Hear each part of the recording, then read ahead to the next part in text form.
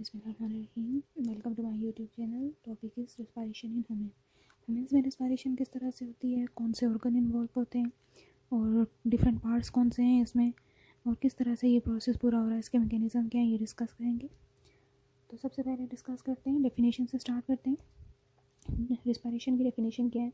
The respiratory system takes up oxygen from the air we breathe and expel the unwanted carbon dioxide. Air में से oxygen को inhale करना, breathe इन करना, and body में से unwanted carbon dioxide को breathe out करना, that is respiration. तो ये पूरा रिस्पायरेशन की डेफिनेशन है, और ये पूरा जो है वो इसी मैकेनिज्म के थ्रू ये रिस्पायरेशन होती है कि हम एयर में से ऑक्सीजन को ले रहे होते हैं और अपनी बॉडी में से कार्बन डाइऑक्साइड को, अनवांटेड कार्बन डाइऑक्साइड को बॉडी से एक्सपेल आउट कर रहे होते हैं, ब्रीथ आउट कर रहे होते हैं, दैट इज़ रिस्पायरेशन। ऑर्गन कौन सा इन्वॉल्व होता है रिस्पायरेशन में? ऑर्गन जो है वो लंग्स इन्वॉल्व होते हैं रिस्पायरेशन में। यहाँ पे लंग की पिक्चर देख लें आप। बलून लाइक स्ट्रक्चर होता है, लेफ्ट और राइट साइड पे पेयर ऑफ लंग्स होते हैं, और ये upper part of the body में हमारे होते हैं, चेस्ट में, और इसे कवर किया होता है रिब कैज ने, मतलब एक पूरा पिंजरे की तरह का हमारे पास रिब्स का सिस्टम होता है, क्योंकि लंग्स बहुत ज़्यादा सेंसिटिव होते हैं, तो इसलिए इसे कवर करने के लिए शॉक और एनी इंजरी से, ताकि ये सेफ रहें, तो इसे कवर किया हुआ है रिब केज ने। ये लंग्स हो गए। यहाँ पे पार्ट्स ऑफ देख लें आपके रिस्पायरेटरी सिस्टम स्टार्ट कहाँ से होता है, इसके डिफरेंट पार्ट्स के नाम हैं। तो सबसे पहले जो स्टार्ट होता है नोज से, जिसे हम बोलते हैं नेजल कैविटी। उसके बाद ये आ जाता है आपके पास लैरिंग्स है, विंड पाइप जिसे बोला जाता है, फेरिंग्स होता है। उसके बाद ये फर्दर डिवाइडेड होता है 2 ब्रांचेस में, जैसे ये देख रहे हैं आप यहाँ पे 2 ब्रांचेस में डिवाइडेड है, दैट इज ट्रकिया।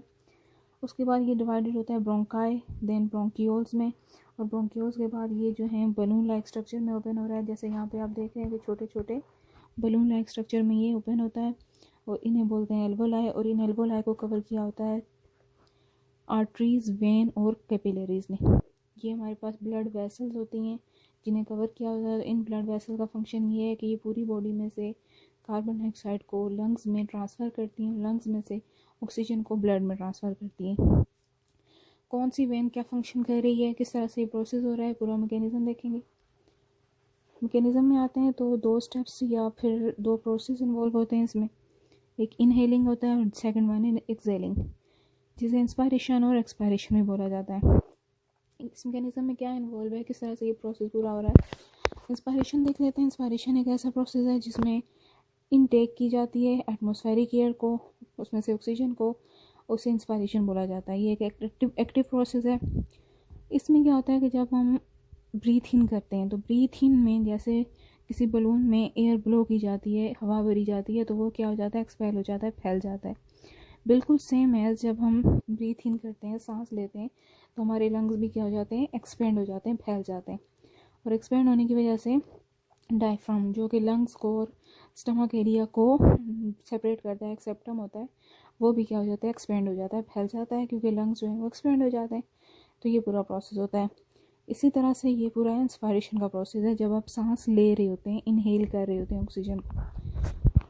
इंस्पायरेशन में ये 4 स्टेप्स इन्वॉल्व होते हैं। Intake of oxygen, expanding of lungs और एक्सपेंडिंग ऑफ डायफ्राम, और इस तरह से आपके लंग्स में जो है वो प्रेशर इंक्रीज़ हो जाता है ऑक्सीजन का, या फिर एयर का प्रेशर, एयर की वजह से प्रेशर लंग्स के ऊपर इंक्रीज़ हो जाता है।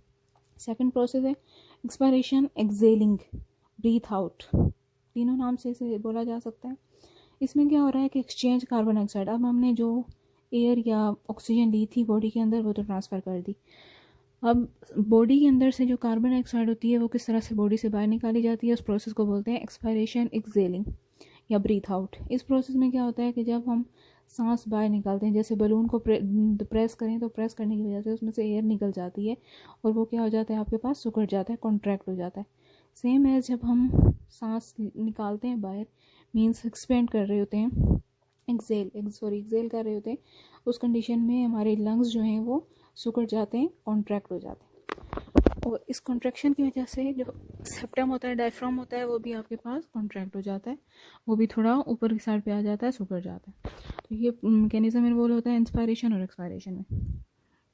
यहाँ पे आप देख लें कि डायफ्राम किस तरह से मूव कर रहा होता है, लंग्स में क्या चेंजिंग आ रही होती हैं दोनों प्रोसेस में। अगर आप पहले देखें, इनहेल करना, ब्रीथ इन करना, आपने ऑक्सीजन ली, बॉडी के अंदर ऑक्सीजन आई, ऑक्सीजन आने की वजह से लंग्स जो है उनको साइज़ में इंक्रीज़ हो गए, एक्सपेंड हो गए, और उसकी वजह से आपका ये जो सेप्टम था जिसे डायफ्राम बोला जाता है, ये डायफ्राम भी क्या हो गया, एक्सपेंड हो गया, नीचे की तरफ आ गया। अब आपने क्या लिया, एक्सलेशन मीन्स ब्रीथ आउट किया, ब्रीथ आउट होने की वजह से लंग्स का साइज़ क्या हो गया, डिक्रीज़ हो गया, और लंग्स का साइज़ डिक्रीज़ होने के साथ साथ ये जो डायफ्राम है पार्ट 3 में जिसे मार्क किया गया दैट इज़ डायफ्राम, और डायफ्राम भी क्या हो गया, कॉन्ट्रैक्ट हो गया, मतलब ये ऊपर की तरफ चला गया जब आपने एक्सलेशन की, मतलब ब्रीथ आउट किया। ह्यूमन रेस्पिरेटरी सिस्टम किस तरह से वर्क कर रहा है, क्या प्रॉपर इसका फंक्शन है, वन बाय वन ये देखते हैं। सबसे पहले आपके पास नेज़ल कैविटी आ जाता है, नोज़। जब हम सांस लेते हैं तो सबसे पहले नाक के ज़रिए हमारे पास हमारी बॉडी के अंदर एयर जा रही होती है, तो नोज़ में हमारे स्मॉल हेयर्स होते हैं। वो हेयर क्या कर रहे होते हैं कि हवा में, एयर में जितने भी डस्ट पार्टिकल्स हैं हवा के साथ जो हमारी बॉडी के अंदर इंटर हो रहे हैं, उन डस्ट पार्टिकल्स को वहाँ पे फ़िल्टर कर लेते हैं। तो फ़िल्टर करने के बाद वो साफ़ एयर को विदाउट डस्टिंग जो एयर होती है उन पार्टिकल्स को, उस एयर को जो है हमारी बॉडी के अंदर भेज देती है सेकंड पार्ट में, दैट इज़ फेरिंग्स। फेरिंग जो पार्ट होता है वो एक पाइप्स टाइप का स्ट्रक्चर होता है जिसमें म्यूकस मीन्स एक जेल लाइक का स्ट्रक्चर प्रेजेंट होता है। उस जेल का फंक्शन भी क्या है आपके पास कि एयर को वेट और वार्म करना। नाक के ज़रिए अगर सांस लेके देखें तो आपको वार्म एयर फील होगी। गर्म क्यों फील होता है, क्योंकि वो एयर को वार्म करने के लिए अल्लाह ताला ने उसमें ऐसा फंक्शन बनाया हुआ है, तो वो उसे वार्म करती है। वार्म करने के बाद वहाँ पे जो म्यूकस प्रेजेंट होता है वो म्यूकस उसे वेट रखता है, गीला करता है। और उसके बाद आ जाता है आपके पास larynx, that is wind pipe. इसमें ट्रांसफ़र हो जाती है एयर। अब इसमें जाने के बाद ये विंड पाइप जो है वो फर्दर जाता है ट्रैकिया में। ये भी एक पाइप टाइप का स्ट्रक्चर होता है। ये फर्दर डिवाइडेड होता है 2 ब्रांचेस में, जैसे यहाँ से यूँ डिवाइडेड है। ये यहाँ पे देख लेते हैं सकते हैं आप, ये 2 ब्रांचेस में डिवाइडेड होता है जिसे ब्रोंकाई बोलते हैं। ब्रोंकाई फर्दर जाता है, जाके फर्दर ब्रांचेस में लाइक का ट्री डिवाइड हो जाता है जिसे बोलते हैं ब्रोंकियोल्स। यहाँ तक जो है एयर ट्रांसफ़र हो रही है और साथ साथ फ़िल्टर भी होती जा रही है, वार्म वेट फ़िल्टर होती जा रही है, और इस तरह से हमारे पास हमारे लंग्स में एयर आ गई। जब ये ब्रोंकियोल्स में जाएगा तो